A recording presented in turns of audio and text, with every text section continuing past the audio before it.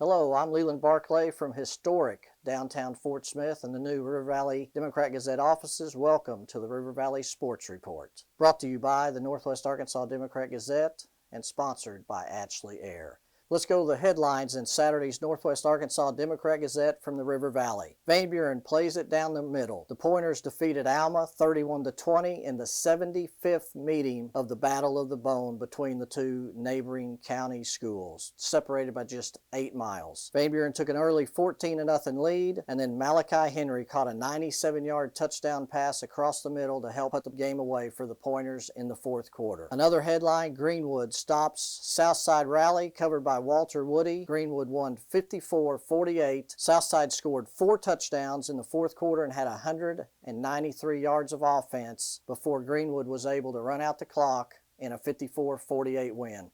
Southside scored 2 quick touchdowns late in the game, and then Greenwood was able to convert 2 fourth downs in the last 2 minutes of the game to hold on to the victory. In a game covered by Harold McIlvain, Boonville carried by Rays versus Ozark. Boonville had 420 yards of offense in a 42-12 win in another rivalry game. Some of the top performers from the River Valley this past week: Southside quarterback David Sorg threw for 456 yards and 6 touchdowns. Van Buren quarterback Bryce Perkins threw for 333 yards and 3 touchdowns. Alma quarterback Joe Trusty threw for 217 yards and a touchdown. And Greenwood quarterback Hunter Houston threw for 319 yards and 3 touchdowns. Ethan Slavens of Hackett threw for 328 yards and 4 touchdowns.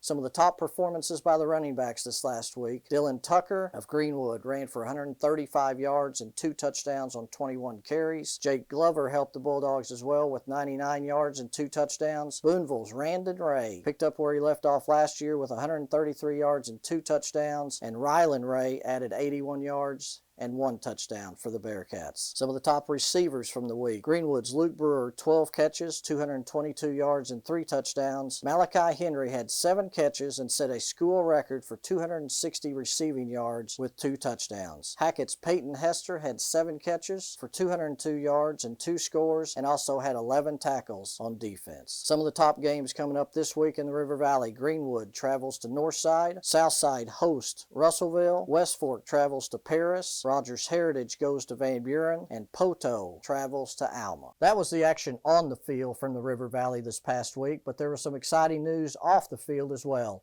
This past week, the first Hogs Illustrated Sports Club luncheon was held at Temple Live. Michael Beaumont, Fort Smith Public School Director of Athletics and Student Activities, was the keynote speaker. Mike Fleur, Northside head coach, spoke and was honored after his team's 31-16 win over rival Southside.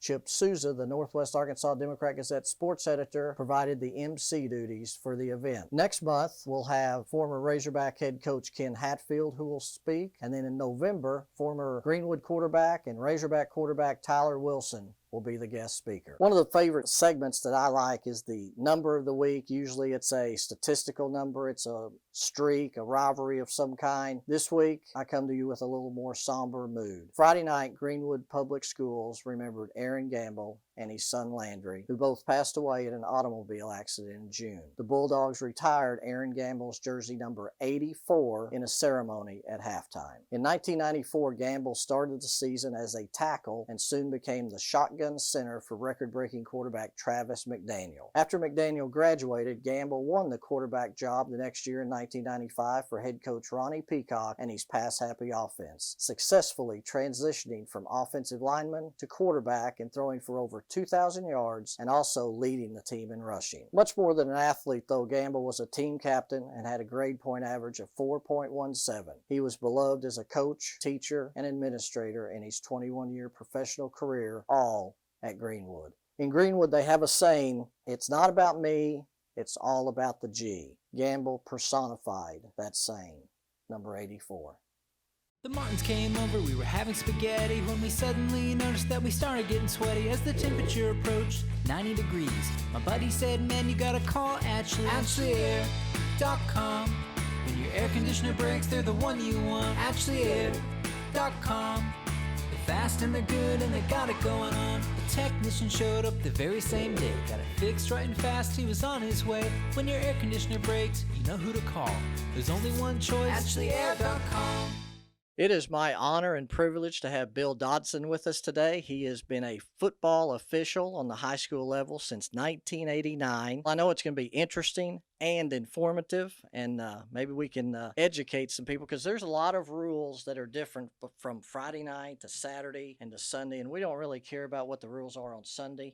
But on Friday night, there are a lot of rules that's different, and we might as well tackle the elephant in the room today. So tell me about targeting on the high school level. Well, it used to be just head contact. It was helmet to helmet, and they've since revised that. It's more above the shoulders, anything, including the shoulders. So if you come at a player with flagrant, that's intent to harm, or just intent to hurt somebody. It's even with your shoulder pad. If you hit them above the shoulder pads, it's a 15-yard penalty. Even if somebody hits a quarterback with their shoulder pads in the helmet. If it's above the shoulders and it is intended to be a flagrant type of hit, yes. So does that on the high school level now? Does that also constitute an ejection? It is completely up to the officials on something like that. If it is a runner that lowers his head, and just say a linebacker lowers his head, they can get the linebacker for head-to-head contact, which would be a targeting, which is a 15-yard penalty. But if it's not malicious, according to the officials, then it is not an ejectionable penalty. And I'm a little bit confused on the ejection part of that, because I know in a playoff game last year, very important playoff game, there were two players ejected from the same team. One of them got to come back the next week in the fourth quarter and play, and the other player had to sit out the whole game. So is it 4 quarters from where? And I know this may not get as much into you guys ruling. That may come from, I guess the AAA office, but how does the ejection play as far as the next game? It should be the complete next game. If you get a ejection in the first half, then you're out the second half of the game. Then you can come back for the next game. So basically, you're just out a half a game. Okay. And on the high school level, it's kind of the same? It's the complete game. The complete game. Complete game. Okay. And then another big thing is, the targeting is always going to be something I think people are going to, complain about, especially if it's their teammate. Another common penalty that I see on Friday nights more and more and more now, in fact, I'll see probably at least one a game now, pass interference. Obviously, teams are throwing the ball more. What do you guys look for as far as what is pass interference? Well, a lot of pass interference is just common sense. And they've changed the rule where if you have a receiver going down the field and the defender puts his hands up in front of his face, that used to be a pass interference. Now it's not. They've changed that rule completely. So if you put your hands up without putting your hands on him, then it is not pass interference. It's such a ticky-tack rule, and I'll be honest with you, officials do it different, and they're looking for different things. If you've got contact at all across the middle, while the ball is fixed, is going to be thrown, then it's going to be pass interference. If you hinder the direction that the receiver is going, then it's kind of like holding. That's going to be pass interference. Because one of the things that I hear a lot is, two players going for the ball and they both have an equal right to go for the ball. Is that really true? It should be. There's no way that if I'm a defender and you're a receiver, if we're both going after, and I'm not worried about you, I'm worried about the ball. So if I cut in front of you or bump you while I'm trying to catch the ball, that is not pass interference. Okay. Because there's also offensive pass interference, and that's a huge penalty for an offense. And you see a lot of offensive pass interference on two receivers going down, and one of them will box out a defender, and he puts a block on him, basically to free up the other receiver. And there's some schools that do that on a consistent basis. won't name any names, but that you got to really watch that because you'll have two guys going down. One will put a pick block, is what they call it, and we'll free up the receiver. That used to be a big deal. It Teams used to set picks a lot, or screens. A lot. And it's, basketball coaches love a screen. Defensive coaches don't. The offensive coaches love screens in football, but it's not always legal. But it has, and like you said, like you mentioned, it has gone down. You don't catch that near as much as you used to because the officials have caught on to what's going on, and the coaches as well know what the officials are looking for. And then another penalty that I saw the other night that I have not seen much, even though I think it happens a lot. I saw a tripping penalty called. Players trip over each other all the time. What constitutes a tripping penalty as opposed to just people that get tripped? Well, if you intentionally trip somebody with your legs, I mean, you can trip them with your arms. So like a leg whip. A leg whip, basically. It's if you will, like Dan Skipper did when we played A&M down at Jerry's World back a few years ago, and it was a very questionable call. And that is called very, very seldom. Matter of fact, over my years, I've never called that before. I saw one in the first game of the year this year, which I've not seen much. You know, like I said, the pass interference, gosh, there's going to be probably 2 or 3 of them a night, most nights, unless maybe Ozark is playing Clarksville. Or Booneville. Or Booneville. You know, there's not very many pass interference calls when Booneville's playing. In fact, the other night they threw one pass. Right. And ran for 420 yards. You know, we see another thing, too, that I think is common. A lot of times we'll see a defensive player jump off sides before the play is, or before the ball is snapped and jump back. But that's, or I guess it's encroachment, period. If he jumps, that's a penalty. If he crosses the neutral zone, which is the ball in, and if he crosses that is offsides, encroachment, whatever you want to call it. And that's a problem because I heard some fans at the Razorback game Saturday, Rice jumped, they jumped back, and everybody wanted an offsides, and that's not encroachment. In high school it is, in college it's not. So on Friday night, if he goes across the neutral zone, it's a penalty. It's a 5-yard penalty. Okay. It's a dead ball foul, yeah. Another thing that I see on Friday night, what's an automatic first down? Because if a team has 3rd and 19 sometimes and gets a 15-yard penalty, it's still 3rd down. It is. So what penalties are an automatic first down? And I disagree on a lot of the high school rules on what they should be. If you have a pass interference for 15 yards and the actual interference is 30 yards down the field, I think that ought to be an automatic first down. I mean, that's my opinion. That's a lot of high school officials' opinions. Basically, the only automatic first down you have in high school is roughing the snapper on a kick, roughing the holder, roughing the kicker or punter, and roughing the quarterback. That's the only 4.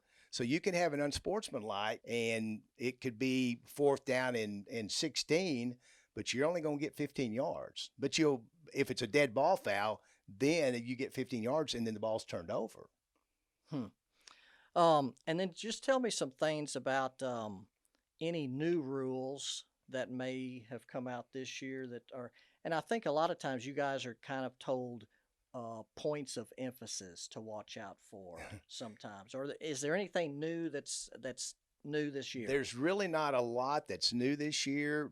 The targeting, the contact above the shoulders has been a point of emphasis for the last 3 years. I mean, we have a yearly meeting in Hot Springs, and that is constantly pounding in our heads. And you see it on TV with all the injections that we have seen so far this year, that colleges are really taking it serious, and it's just to protect the players. A lot of people don't like it, but we're trying to put safety in this as well, and it's so hard to sometimes call that. And another thing about officiating on the high school level, you guys really enjoy this. I mean, it's like I think probably from what I know from talking to you guys, you get as excited about game day as probably the sports writers.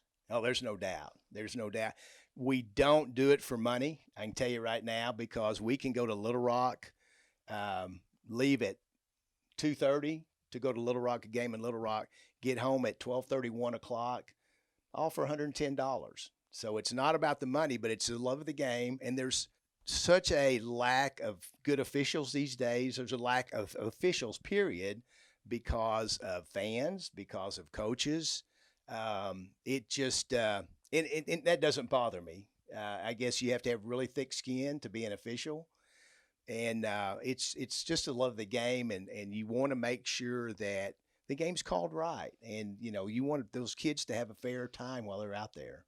Because the truth of the matter is, you guys really don't care who wins, and I hear that all the time. I could care less. I'm from Van Buren, and we do no Van Buren games. I could really care less who wins. I just want to call a fair game and do the best I can for the kids. And that's another good point is we show up at a game and we see who the officials are. How are the officials appointed? We have a local Fort Smith association. Some games are the local games are divvied out to the crews. The 7A, 6A, a lot of 5A games come from Little Rock. And a lot of the crews get their appointed games from Dax Hill at Little Rock. We know our first 6 weeks, but after that, it's just we just wait week to week to see where we're going. Who is your crew? It's a referee is Mark Hurst. Of course, I'm the umpire, the guy in the middle that gets run over sometime. And I'm getting a little too old sometimes to do that. I saw one throw a good block the other night that sprung a touchdown. Well, I'm with the kids as big as they are, I don't throw a lot of blocks. I'm the one that gets blocked. Our linesman is Jason Harris. Our line judge is J. Ron Harris. So that's Jason and J. Ron, twins. And they are identical twins. And then Joe Hurst is our back judge. So you guys, you've been together a long time. Do you guys ride together to the games? We do ride together. We normally have a point where we meet, and all 5 of us will meet there, and then we'll all get in the vehicle. And a lot of times we'll have a little game plan on what we're going to do, what we need to look for, because we all watch the huddle videos on our next game. And so we all know what to look for, what the tendencies are on that team.